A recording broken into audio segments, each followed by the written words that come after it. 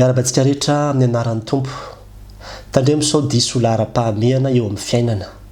Izay indray no lohatenin'ny fiofanana izay hoentina amintsika amin'ity anio ity. Mandrapariva ny andro dia be dia be ny asa na ny aktivité izay ataontsika. Ary sahirana mihitsy tsika mijery izy amin'ireto no laharam-pahamehina na hoe priorité. Misy ohatra ny asa, misy ny fitadiavam-bola, misy ny fianarana, misy ny fikarakarana tokantrano, ny fikarakarana sakafo. Ao anatin'izany ny fifandraisantsika amin'ny namantsika toy ny any amin'ny réseaux sociaux, ny Facebook sy ny sisa, ny asa fanomponan'Andriamanitra ihany koa, ary eo amin'izay koa ny fikarakarana vatana, ny fanatanjahantena, ny lalao sy ny zavatra samihafa izay ataontsika mandraparivan'ny andro. Misy fomba efatra amin'ny ankapobeny ny tena ahafahana mahita hoe ity zavatra ity ny tena priorité na hoe laharam-pahamehina ho an'ity olona ity. Anisan'izany ohatra ny hoe raha vao mifoha maraina izy tonga dia any ny eritreriny. Tonga dia efa iny ny zavatra voalohany indrindra mandeha ao anatin'ny lohany. Ny faharoa dia ny hoe ny fotoanany dia be dia be laniny amin'iny zavatra iny.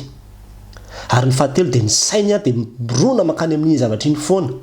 Ary ny fahaefatra dia ny hoe rehefa mivavaka izy ka mangataka, raha kristianina izy dia mitondra makany amin'iny foana mivavaka azy angatahany amin'ny ankapobeny.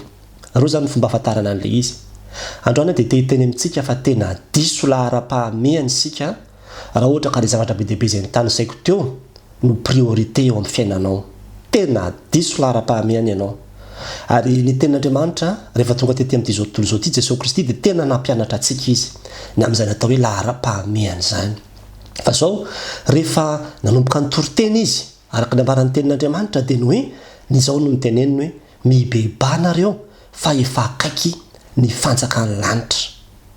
Io resaka fanjakan'ny lanitra io dia zavatra goavana be io teo amin'ny Jesosy Kristy. Ary tena hoe nampianariny antsika mihitsy io fanoharana maro riavana no miresaka momba ny fanjakan'ny lanitra zany sy ny fiainana mandrakizay no meny Jesosy Kristy rehefa tonga tety izy. Zany hoe ny fampianaran'i Jesosy Kristy dia tena be dia be mihitsy no miresaka an'io fiainana mandrakizay io amin'ny ankapobeny.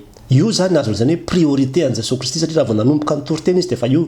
Ary zany na tonga anazy nilaza manao hoe inona moa ny soa azon'ny olona na toko hoe azon'ny daholo rehetra rehetra zao zany hoe le fianarana, le asa, le sakafo, le bien-être ny azon'ny daholo nefa dia very ny ainy. Very ny ainy. Ny mandrakizay no tena priorité an'i Jesosy Kristy ary priorité an'Andriamanitra aminao. Tokony ho priorité antsika. Ary zany na tonga anazy iteny any amin'ny Matthieu 5:7 manao hoe ka tsao aloha. Ka tsao aloha ny fanjakany sy ny fahamarinany dia hanampy anareo zany rehetra zany. Zany hoe dikany hoe ka tsao aloha first, seek first zany izy amin'ny teny atao zavatra voalohany indrindra tadiavinareo mihitsy d'abord ny fanjakan'Andriamanitra aloha. Zay aloha atao voalohany indrindra. Priorité eo amin'ny fiainantsika. Dia manampy daholo zany rehetra satria zany rehetra zany zavatra tsisy mandalo daholo anie zany rehetra zany. Ny vola sy ny inona sy ny zavatra mandalo daholo zany rehetra zany. Ary tadidio tsara riavana fa araka ny ambaran'ilay hira ny Rajarasolona indray hoe amoron'ny mandrakizay. Miaina eto amoron'ny mandrakizay isika. Ray minitra dia efa mivaditra any amin'ny mandrakizay ny fiainantsika. Ny fanontaniana mipetraka dia hoe fa azonao antoka ve fa manana anjara amin'izany fiainana mandrakizay izany ianao. Voasoratra amin'izany bokin'ny fiainana izany ve ny anaranao. Azonao antoka ve fa andovan'izany fiainana izany ianao. Laninao aiza ny mandrakizay ianao. Ary zany no mahatonga antsika hoe izao fiainana sy fahavelomantsika izao no fotoana hanomanana an'izany. Ary zany no tena tokony ho priorité antsika. Ka raha ohatra ka ataontsika laharam-pahamehina ny mandrakizay dia tena miova mihitsy ny fiainantsika. Zany hoe raha vao mifoha ianao dia ny fanomanana ny fanahinao. Zany ny zava-dehibe aminao ny vavaka sy ny famakiana ny tenin'Andriamanitra. Ary mandraparivan'ny andro dia zany ny mameno ny sainao. Zany ny tena zavatra tandremanao. Ary ny vavaka azy ataonao tsy vavaka mangataka ho an'ny ara-nofo fa vavaka mangataka mandrakariva ho an'ny ara-panahinao. Hoe Tompo mamindrafo amiko. Tompo diovy ny fanahiko. Tompo atao fitafaray aminao. Tompo ameo anjara sorato eo amin'ny bokin'ny fiainana. Zany ny tena zavatra tokony ho priorité. Zany ny zavatra laharam-pahamehina ho an'ny olona kristianina riavana. Ary ny fotoana dia tokony ho laninao amin'izany. Aza variana amin'io Facebook io, aza variana amin'io zavatra samihafa io fa tena miteny amintsika fa mandalo tsy mahatazona anao io. Tsy mahatazona anao mihitsy io rehefa lasa ianao. Ary rehefa lasa tsy tafaverina intsony. Indray mandeha antsika ny miaina. Ary zany mahatonga ny tenin'Andriamanitra milaza manao hoe mandalo izao fiainana izao sy ny filany. fa izay manao ny sitrapon'Andriamanitra no haritra mandrakizay. Toy ny hirany mpanakanto hoe sao de variana loatra ianao ety. Sao de variana loatra ianao ka tsy mihevitra izay ho ary.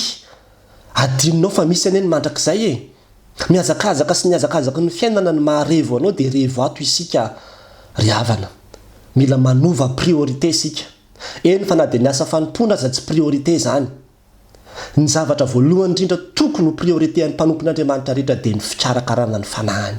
Tsy tonga dia ilay anao ny asan'Andriamanitra fa nanao ny asan'Andriamanitra takan'inona aza anao mety ho very ny fanahinao raha ohatra ka tsy manana fihavanana amin'Andriamanitra ianao.